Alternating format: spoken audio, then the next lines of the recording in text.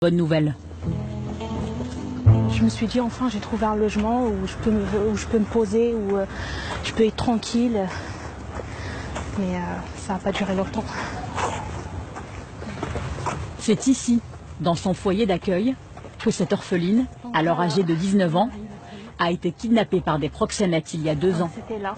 Votre chambre, c'était où? C'était au premier étage, c'était chambre 148. Shaima se lie très vite d'amitié avec sa voisine de chambre, qui se prostitue à l'extérieur depuis déjà plusieurs mois. Elle en parle à Shaima pour qu'elle la rejoigne. Jusqu'à ce soir d'octobre 2015, où la jeune fille est enlevée à l'entrée du bâtiment. C'est là où on voyait bien les photos. C'était au moment qu'ils m'ont sorti de la première porte. Sur la vidéosurveillance, on la voit pieds nus, emmenée de force par ses ravisseurs. À la tête de l'opération, une mère maquerelle de 22 ans. Shirley Henry, alias Chichi, furieuse de ne pas avoir réussi à recruter Shaima dans son réseau. La jeune fille est jetée dans une voiture, direction Argenteuil. Le véhicule se gare ici, au pied de cette tour. Shaima est éjectée sur le bitume. Elle m'a traîné par les cheveux. Il y avait du monde ici, il n'y a personne qui a rien fait. Les gens ils me regardaient. C'était horrible.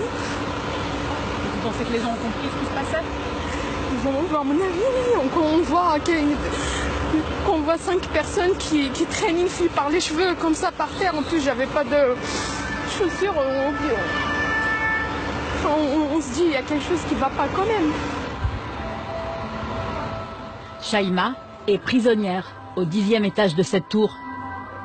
Pendant 2 jours, elle est prostituée de force dans l'appartement de Shirley, transformé en maison close.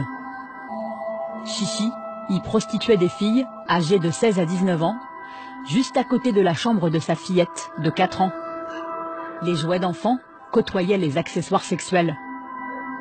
La police a retrouvé un pistolet et plusieurs centaines d'euros en liquide. Ils ont aussi saisi des téléphones de prostituées avec les pseudonymes scotchés dessus: Victoria, Andrea et Zaya. Shaima finira par confier à un client qu'elle est séquestrée. Il prévient immédiatement la police. La jeune fille, en état de choc, est libérée par leur aide pendant la nuit.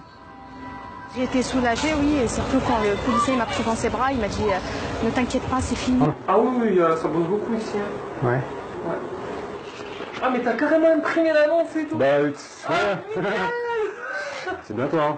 Ouais. D'accord. Il y avait écrit sécurisé, je sais pas pourquoi j'ai pas.